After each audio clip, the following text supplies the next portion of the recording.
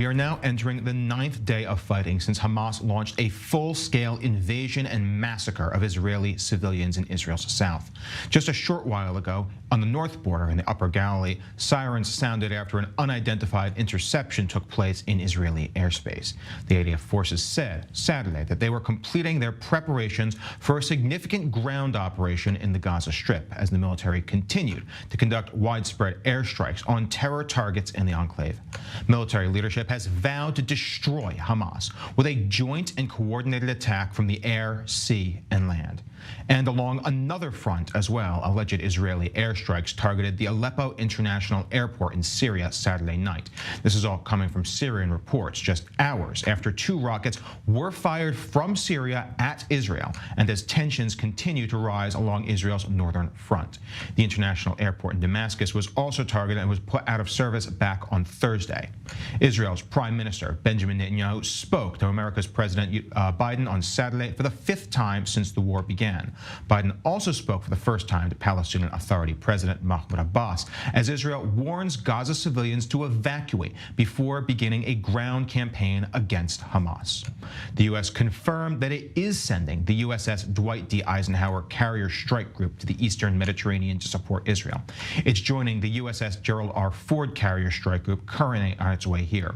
U.S. Defense Secretary Lloyd Austin says the additional carrier is being sent to deter any hostile actions against Israel or any efforts towards widening the war following Hamas's assault on Israel. This show force is coming as Iran threatened to directly join the war, with an Axios report on Saturday claiming Iran's foreign minister threatened Israel via the UN, saying that Iran will intervene if Israel does not call off its looming ground incursion into Gaza. That foreign minister met in Doha with Hamas Politburo chief Ismail Haniyeh, according to Iran's state-run media, though no details about that meeting have been released. Now, for some news from the northern front, we are joined by our correspondent Pia Stackelbach, who is on the northern border right now. Tell us what we know about the recent strikes on the north border and the action against Hezbollah forces. Well, Ariel, in the early morning, sirens sounding in the Upper Galilee region in the town of Sde Eliezer, the IDF saying that they have intercepted a suspicious target from the air. Now, this comes after yesterday. Sirens were sounding in 2 areas late evening, also in the eastern part of the Israeli-Lebanese border. Rockets there, 2 rockets coming from Syria, Israel striking back.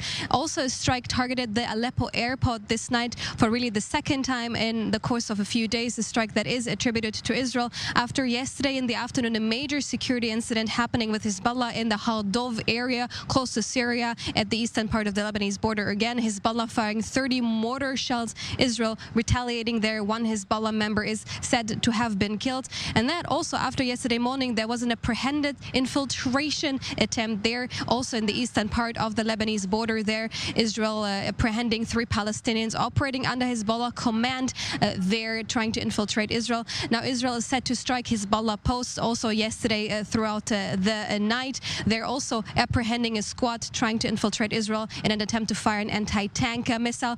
So the tensions with Hezbollah are really spiking these days, and they have been also for the course of the past week. Also many false alerts here in this area that really shows you how volatile the situation is and how sensitive Israeli air systems are.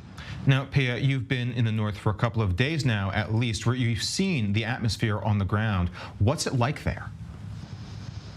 Well, Ariel, it is very tense. We are here right now in the city of Nahariya, which is about 13 kilometers, 10 miles away from the Lebanese border. But also here, there are not so many people on the streets.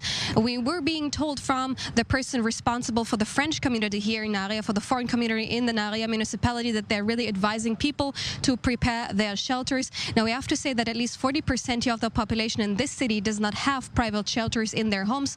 So the municipality really prepared the public shelters here with food, with water, really preparing the population for any possible scenario here, but they're also advising the people not to be scared. Now, this morning we've been hearing that there have been some disruptions in the navigation systems here in the area. People here are quite tense because This has been going on for a week already, that there have been false alarms. Yesterday, 2 people were hospitalized in a suspected rocket impact. That incident is also still under investigation. So it is a very tense and volatile situation here in the north. Well, thank you, Pia, for that report from the northern border. Now, for a more in-depth look at the considerations being made, we are joined in studio by former Israeli intelligence official Avi Melamed.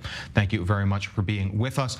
The big question on everyone's mind is, at what point does Hezbollah join this conflict? And with Iran threatening to get directly involved, what other capabilities beyond Hezbollah do they bring to the table? Well, Ariel, thank you for having me. Let's put things in wider context. Iran built around Israel what we call Ring of Fire, which is based on 3 different arenas: Syria, Lebanon, Gaza Strip. Gaza Strip, under the rule of Hamas and Islamic Jihad, is an enormously significant component in the Iranian master plan. Why? Because the Iranian has an interest to further fuel the flames of the Israeli-Palestinian conflict. That's the reason why we saw these repeating military rounds between Israel and Gaza Strip. The downfall of Hamas in Gaza Strip is a massive blow to the Iranian master plan. That's the reason why they are trying to deter, at this moment, Israel from expanding the war. But they and Hezbollah, Iran and Hezbollah, since day one of this war, are finding themselves in a dilemma. Here is the dilemma. If Iran is going to send Hezbollah to the war, Iran is going to jeopardize not only the risk or downfall of Hamas in Gaza Strip, which seems to be like almost imminent, but also a massive strike to Hezbollah, which is the most significant proxy of the Iranians. The Iranian dilemma is further boosted given the fact that the United States of America this time sends very clear messages to the Iranian: stay out. This message is backed by an American military operation on the ground, deployment on the ground. Here is something that the Mullah regime in Tehran has to take into consideration. Its presence in Syria, which is the most significant component in this structure that the Mullah regime has built. Its military presence in Syria that he has built for the last decade. We are talking about militias, we are talking about anti-aircraft, we are talking about missile deposits, and so on and so on. All this infrastructure could be eliminated within hours, because today in the region there is enough aerial force to do that.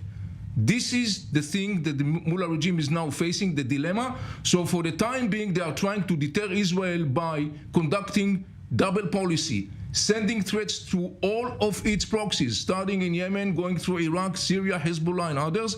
And the second thing they are trying to do, they are basically initiating a very calculated, small-scale, low-intensifying escalation in the Israeli northern border. But the dilemma of the Iranians and Hezbollah is there. That dilemma is going to increase as much as as expected. The Israeli ground operation in Gaza Strip is going to take place. They don't really have much time to decide. Now, Hezbollah's firepower is massive. They have 150,000 advanced missiles pointed at Israeli cities as we speak, and Iran wouldn't have spent the money or the time arming them if they did not intend to use them. When that front does go hot, and it certainly seems inevitable, if not immediate, that it will go hot, how will Israel deal a knockout blow against Hezbollah to ensure they no longer pose a threat to Israel's cities? Well, there are a couple components of this question, Ariel. One is, as you said accurately, Hezbollah presents an enormous threat to the state of Israel. If Hezbollah is going to be massively involved in the war, it's going to cause Israel an enormous damage and destruction. That is correct. On the other hand, we have to remember something about the Hezbollah in Iran. From the Iranian perspective, the most significant strategic objective or task of the Hezbollah is to ensure and maintain the Iranian control in Lebanon, because that presents the Iranians with a presence offshore the Mediterranean. The secondary task that could always wait as far as the Iranian regime is concerned, the secondary task is the whole issue of the elimination of the state of Israel. In the Iranian master plan, they would not, until now, risk Hezbollah in a war with Israel. Their master plan was, and still is to the best of my understanding, to basically be able to operate all the arenas of this ring of fire, namely Hezbollah in Lebanon, Iranian-backed Shiite militias in Syria, Hamas and Islamic Jihad in Gaza Strip. According to the Iranian master plan, the most preferable scenario was that one day, when the time comes, all those components together will be simultaneously activated against the state of Israel. The activation of the Gaza Strip on Saturday by Hamas and Islamic Jihad, and particularly the disastrous outcome of that, to a large extent, disrupt the Iranian master plan. I was sitting here a week ago when the whole war started, and I said right there, I said, this is a great strategic opportunity for the state of Israel and its allies in the region to generate a positive change. We can see that happening.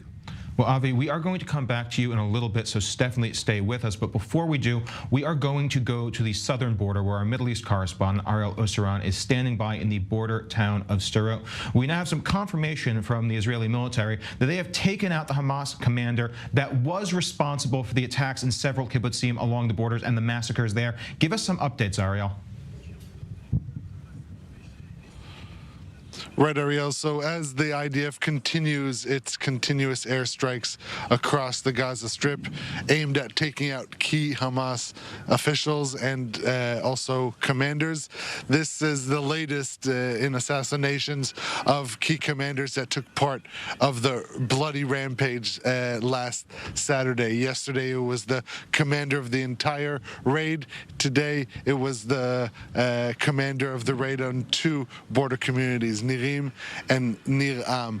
And this continues as all the while Israel continues with its shelling and airstrikes across the Gaza Strip. Now, while Israel is continuously striking, IDF spokesperson in Arabic just released a plea for an announcement that allows a safe passage through a corridor down south in the Gaza Strip between 10 a.m. and 1 p.m. So starting in just under an hour, and will continue for 5 hours. This is the second day in a row that the IDF is allowing this safe passage, this corridor for residents in the northern part of the Gaza Strip to head south.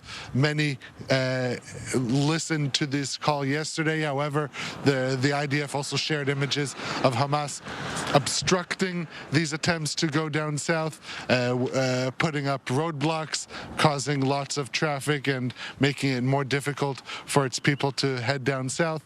Add to that calls by Hamas leadership not to listen to Israel's warnings, given that Hamas is interested in keeping as many human shields as they can, as they are positioned themselves in tunnels underground, while the population above ground really doesn't have anywhere to go. And so in advance, ahead of this corridor, Israel, in the meantime, not only taking out key commanders, but also targeting a Hamas police station in the Gaza Strip. And so attacks are continuing and will continue, I would imagine, even during this corridor, but not in the area where the residents of Gaza are planning to head down south, and that's in accordance with the latest IDF statement. And Ariel, I know that you've been there for a while now, and you've described the place as only 30% of its former population due to its evacuation, a bit of a ghost town. But in the light of that, with this imminent invasion, with the aftermath of the horror that residents have seen over the past week, what is the atmosphere like down there?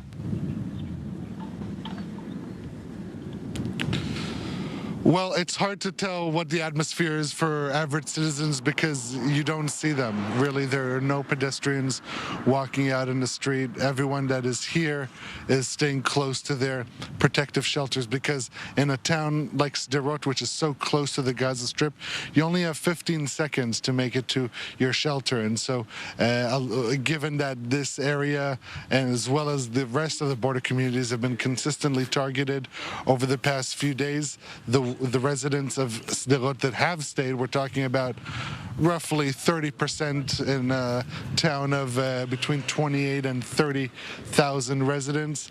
They're hunkering down at home. You don't see a lot of civilian vehicles driving around, and the few that do try to make it out as fast as possible, because this is, Sderot specifically is not a closed military zone, but just a few less than a mile that way, the whole strip surrounding the Gaza Strip is a closed military zone, and that is because this is where the military is preparing its forces for this imminent ground invasion that is expected to take place, at least according to Israeli high-ranking officials, in the very near future.